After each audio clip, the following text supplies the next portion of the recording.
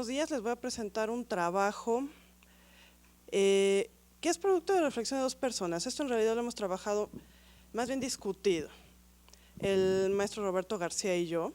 Claro que si lo pongo a él seguro me agarra chanclazos, porque si no escribe no le gusta. Entonces, bueno, se llama El diseño y el genio maligno y tiene que ver con algo elemental que hacemos para comenzar por ejemplo, un protocolo de investigación. ¿Cómo estamos definiendo las variables a partir de las cuales vamos a hacer el diseño de investigación? Ok. Vamos a empezar de lo más sencillo.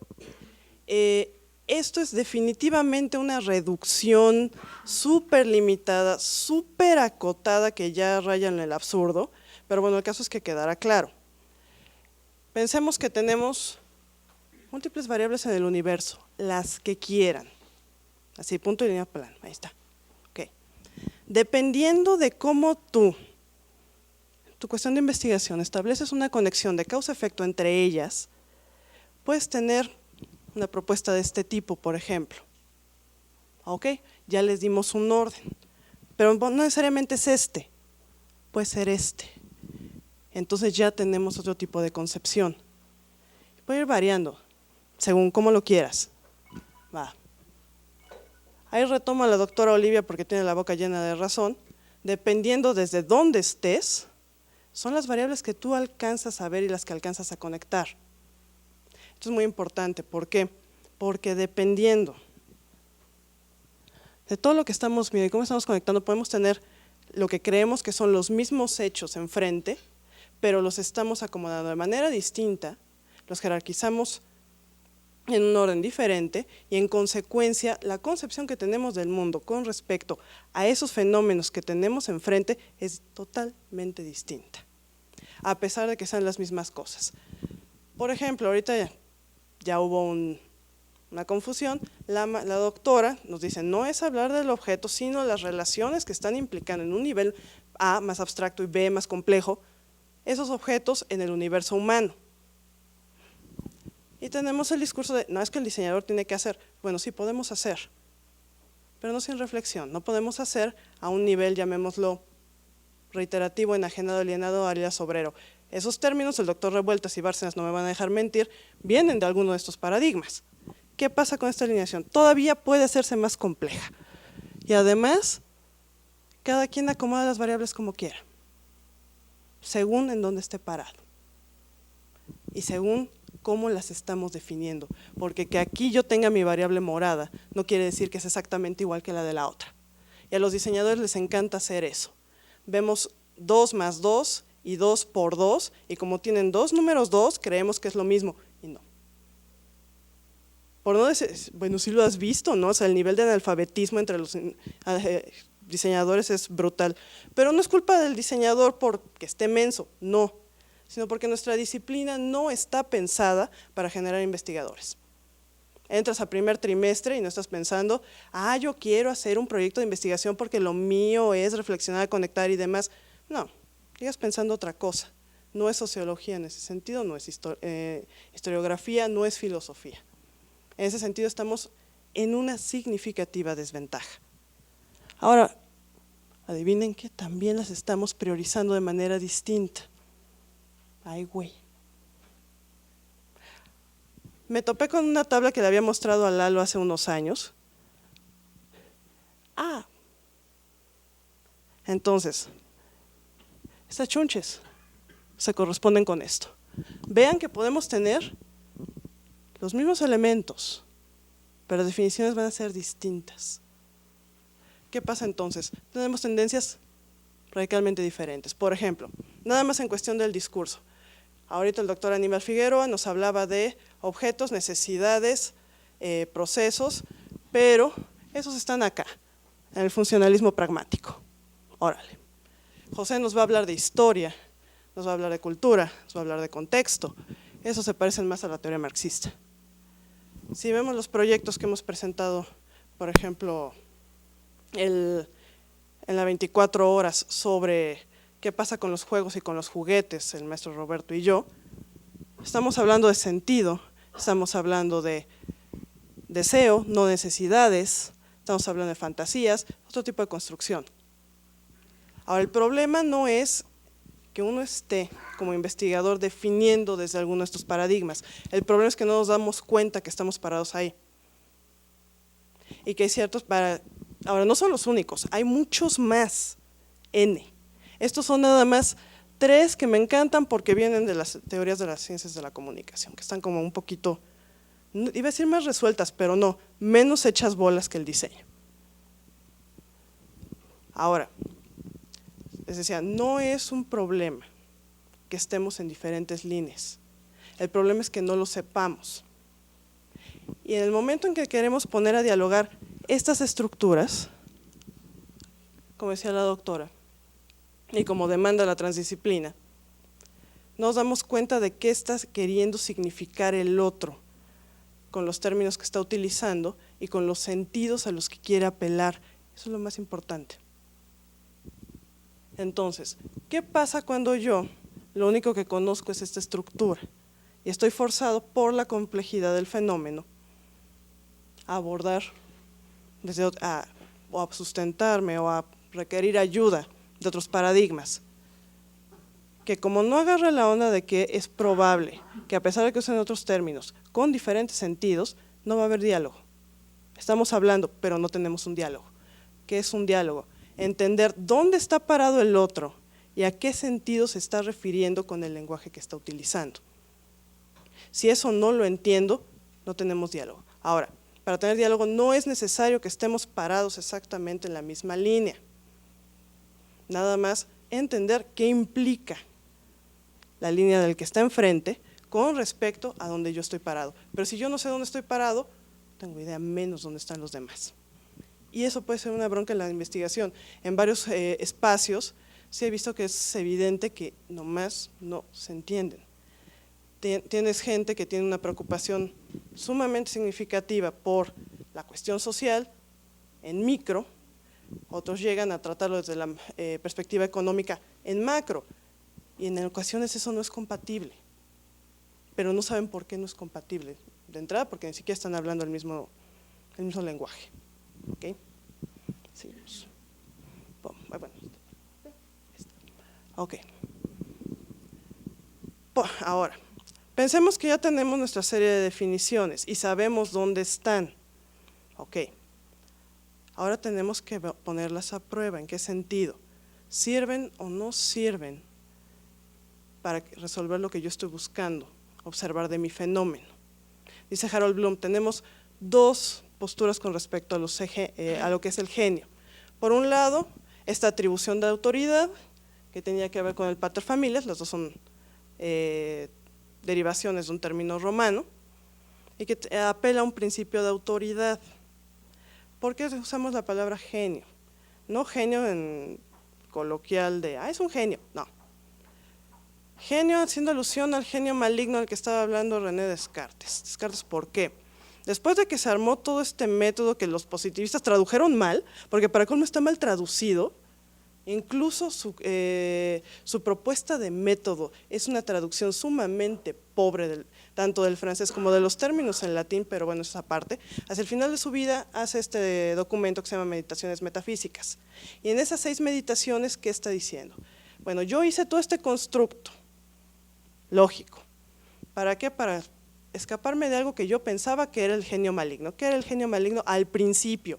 Para él, esta incertidumbre, todo eso que no entiendes, eso te está como acosando, que últimamente viene a ser una de las principales fuerzas para que tú investigues algo. Si no es algo que te está dando vueltas y que no de alguna manera te incomoda, la duda incomoda, la verdad no lo haces, es un factor personal. En sus meditaciones, ¿qué dice? Al revés, esta cosa que creí que era el genio maligno fue lo que propició que yo estuviera construyendo. Y se va por otro lado. El genio maligno no es la incertidumbre, sino la certeza, lo que viene después. ¿Cómo estoy yo parándome en esa certeza para continuar haciendo y reiterando los modelos que yo ya sé? ¿Por qué? Porque son seguros, en función de que de esta autoridad emana, sí, en principio etimológico, el paterfamilias, pero después es una autoridad legitimada. uso modelos que todo el mundo usa, uso métodos que todo el mundo aprueba, estudio las cosas que a todo el mundo le parecen adecuadas y convencionales para el área, no aquellas cosas que efectivamente estén causando un problema fenoménico, que nosotros nos quedemos, bueno, y para eso no tenemos respuesta. Ok, ahí tienes un problema, no es lo que ya se dijo desde hace 20 años. Ok, Cohen, para armar las definiciones, plantea la existencia de dos principales, hay más, pero bueno, usemos estas dos, las nominales y las reales. Normalmente cuando arrancas un proceso y haces una investigación documental, vas a pescar nominales, y está bien, o sea, ¿cómo estoy definiendo cada una de mis variables? Ya sé dónde están y qué me está aportando, pero va a haber un problema. Si voy al fenómeno, normalmente hay aristas que no contemplaron, no existen definiciones que contemplen la totalidad de un fenómeno, siempre es nada más una parte que además está permeada por intereses, por contexto, por acceso a la información, etcétera.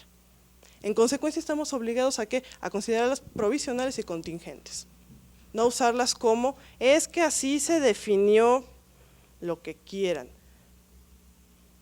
Identidad gráfica según Joan Costa, bueno sí, y contempla todo lo que le puede pasar al fenómeno de las identidades gráficas en todo el planeta, no, ok. Entonces iríamos más por las definiciones que se llaman reales, no porque sean más reales, no, les puso ese nombre. ¿A qué tienen que ver? Bueno, esas ¿qué diferencia tienen? Parten de las nominales, pero para poder encontrar qué inconsistencias o qué cosas están faltantes dentro de esas nominales. ¿Para qué? Pues para que si te topas con un fenómeno que no habíamos visto en una perspectiva, puedas modificar esa definición, puedas construir sobre ella y aportar algo que dé sentido sobre el fenómeno que tienes enfrente. Cuestión, si nos casamos con la definición y no la queremos mover jamás, entonces estamos cayendo en el genio maligno de la certidumbre, que tenemos una reiteración del modelo. Eso no está aportando mayormente nada. El asunto es esta reflexión sobre qué es lo que esas definiciones nominales no están dando, pero contrastadas con el fenómeno que queremos investigar, evidentemente. Nuestro campo de diseño. El texto, bueno, ahí Marco lo debe de tener, empieza diciendo que nosotros como disciplina tenemos un problema. En lugar de estar viendo en qué acertaron otras ciencias o otros campos del conocimiento, estamos casados con copiar todos sus virus y todos sus herpes. Hasta te pongo el ejemplo de esta película Viral, así se llama, Viral. Se supone que son el montón de fans y demás, tú le rindes culto a quien quieras, si quieres a Katy Perry, por qué no al peje, etcétera, y te enteras que el peje tiene hongos en los pies, entonces ya no es el tema tener un cartel del peje, sino te venden el hongo del pie del peje, para que tú lo tengas también. Creo que diseño en muchas ocasiones está haciendo eso, desde el momento en que queremos acotación disciplinaria, queremos aplicación de método científico, queremos, si quieren, las pruebas más convencionales dentro de lo cuantitativo, etcétera, etcétera, que no solo no ayudaron a otros campos, sino que contribuyeron a que esos campos se estuvieran desdibujando. ¿En qué campos lo observamos? Porque ahí estuve escarbando. En la literatura, en la historia, la sociología, o que las ciencias sociales y las humanidades, pero ¿qué creen? También en la física, también en la química. Resulta que bueno, la filosofía fueron los primeros. Heidegger dijo, es que tenemos una crisis, y lo está diciendo en los 30. Ya vamos en 15 años son 100 años, siguen en crisis. Ahora, estas que serían ciencias blandas, habrían sido las primeras que notaran que ese tipo de mecánicas y estructuras epistemológicas se caían a pedazos. Ahora, en el momento en que avientas la física, la química, y empiezas a tener híbridos y empiezas a tener otro tipo de fenómenos que no contemplaban las ciencias más duras positivistas, esas también se empiezan a caer. Entonces de repente sí entiendo que la universidad esté armada en una visión sumamente medieval, porque así son las universidades, y que todavía se crea en la cuestión positivista de la delimitación así quirúrgica de los campos, bueno, eso es una cosa a nivel paterfamilias, no necesariamente porque así se estén presentando los fenómenos. Los fenómenos sociales y más los de la comunicación gráfica, porque involucran seres humanos, son de una complejidad infinitamente más, valga la redundancia, compleja. Sí, o sea, no podríamos poner, por ejemplo, el mismo ejemplo que acabas de dar los caricaturistas estos. Hasta dónde acaba la cuestión sociológica y en dónde empieza la cuestión política y en dónde la cuestión ética, no es cierto que hay una frontera claramente delimitada. Es un sueño guajiro del positivismo. Ahora, ¿qué tendríamos que hacer? Sí, como pensemos, no como disciplina, sino como gente que está interesada en la investigación de cierto tipo de fenómenos. Okay. Primero, ver con qué contamos, saber nuestras definiciones. ¿Sirven para esos fenómenos? Para lo que yo quiero de esos fenómenos, es esto, es un poco de autoconciencia.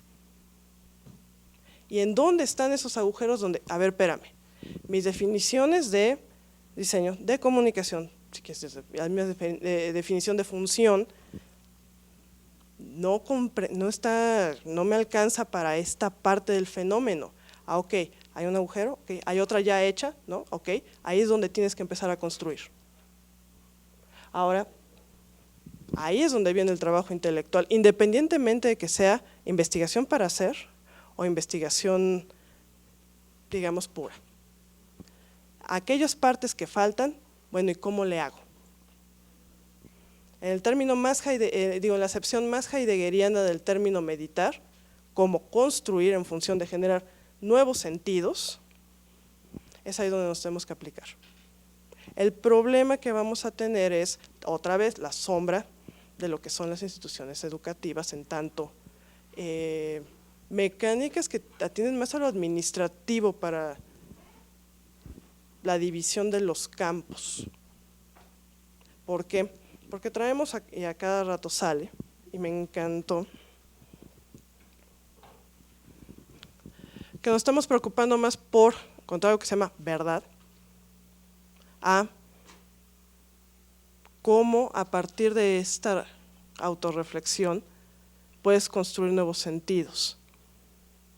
Lo que normalmente hacemos, bueno, no hacemos, los mexicanos no tanto, pero los argentinos y los catalanes sí, es ponerse a inventar palabras para sentidos que ya existen. Aquí, por ejemplo, no necesitamos meter ningún elemento más. Cambia la sintaxis y cambia el sentido. De hecho, es una excelente campaña de pornografía, está bien hecha. Y todos los carteles son bastante interesantes. ¿Pero por qué? Porque están girando en torno al sentido, no es en la lluvia de nuevos términos ni nuevos elementos. El problema es que la construcción de sentido, esa sí cuesta trabajo. Inventar palabras no es difícil. Pregúntenle a los catalanes, y eso que son mis parientes. Dice Hannah Arendt, la necesidad de la razón no está guiada por la búsqueda de la verdad, sino por la búsqueda del sentido. La verdad y el sentido no son la misma cosa. Y el problema de las ciencias positivistas, aguas, es que ahí la investigación estaba fundada en lo siguiente, en que se iba a encontrar una verdad. El primero del siglo XX ha probado que no es que haya una verdad, hay muchas. Y que estas verdades se constituyen a partir de ¿qué? De los elementos que les acabo de mostrar con los palitos y las bolitas. Diferentes maneras de ordenamiento, de significación, en consecuencia dar sentido a la realidad. ¿Qué está pasando con el diseño? Exactamente lo mismo.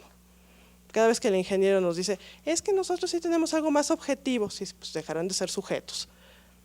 Todavía creen en la situación de la verdad única, universal e inamovible, definida de manera perenne. No podemos partir en una investigación en función de eso. Este es otro esquema muy reduccionista, pero ¿para qué nos sirve? Una vez que podemos no solamente identificar qué nos falta, sino ya pudimos construir un tantito, con que construyas un tantito, con eso ya tienes como una semillita de nuevo sentido. Estás empezando a ver que tu lenguaje cambió, no porque te leíste un diccionario, no porque ahora tienes mejor ortografía, no, sino porque esos términos ya tienen otra manera de ser vistos. Un ejemplo donde lo vimos muy claramente la doctora Olivia y yo, fue en este libro de Dondis a Dondis de la sintaxis de la imagen. uno de los libros fundantes de las teorías del diseño en Latinoamérica, que no tiene ni pies ni cabeza en español. Te lees el texto en inglés y resulta que no solamente es sensato, es una propuesta sumamente interesante. Ok. Entonces, tiene que ver con una cuestión del lenguaje, una cuestión del sentido, cómo fueron traducidos y con qué intención. Ok, todo ese tipo de cosas habría que revisarlas. Y consta que no estamos hablando de necesariamente investigación a futuro, porque los futuros diseños, no, bueno, sobre nuestras bases. Estos libros que estamos considerando son nuestros cimientos. ¿Qué onda? Pescamos una mala traducción. Ouch. Bueno, vamos a ver cómo es que fueron leídos los textos originales y ver si eso tiene un sentido para nosotros. Y a partir de eso generar otra vez nuestras definiciones y jerarquizarlas, ordenarlas, que nos sirvan de tal suerte que podamos en efecto explicar los fenómenos de diseño a los que estamos sujetos. Y de hecho, por ejemplo, aquí estamos viendo, ¿no? Y consta que esto es sumamente geométrico. Lo que pasa es que lo usamos para hacer un desarrollo de distintos lenguajes en la programación de videojuegos. Y el asunto es, las operaciones ya están inscritas. El tema es ver si sí puedes lograr suficiente complejidad para que esa estructura te dé nuevos sentidos. Si resulta sesgada, si resulta limitada, la vas a tener que modificar. ¿Cuál es el problema de que te cases con ella? Que sigue siendo una predominancia del modelo vigente. No estás aportando nada. Ahora, nos pidieron una conclusión, pero más bien es una recomendación. Independientemente de que sea a nivel licenciatura, posgrado o lo que se supone hacemos nosotros, investigación profesional, sí tendremos que cuidar lo siguiente. Tener, sí, nuestras definiciones base, saber en dónde están, para qué fueron hechas, qué alcances tienen, pero también qué aporías, de qué carecen. A ver, ¿me sirve o no me sirve para explicar este fenómeno? Ya voy. ¿Sirven o no sirven? ¿Qué hay que construirles? ¿Desde dónde las pongo a dialogar? ¿Con cuáles pueden dialogar? ¿Con cuáles en definitiva no? ¿Dónde hay correspondencias? De tal suerte que podamos tener un escrutinio mucho más crítico de aquello con lo que contamos y saber para dónde construir. De otra manera, lo que te dedicas a hacer es reiterar el modelo con las mismas definiciones, donde no se está aportando absolutamente nada. Que corresponden, y ese no es un problema nada más de nuestra división, es un problema de todas las divisiones de la UOM y en general de la investigación en el planeta. No es que propongo algo nuevo porque tengo un nuevo término. No, a ver, de verdad hay un sentido distinto que esté cambiando la manera en la que tú estás viendo ese fenómeno y en la que otros pueden comprenderlo. Órale, si sí, va.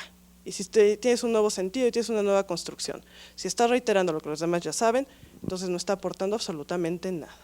Y bueno, pues hasta ahí lo dejaremos la recomendación y ya. Bueno, agradecemos a Blanca.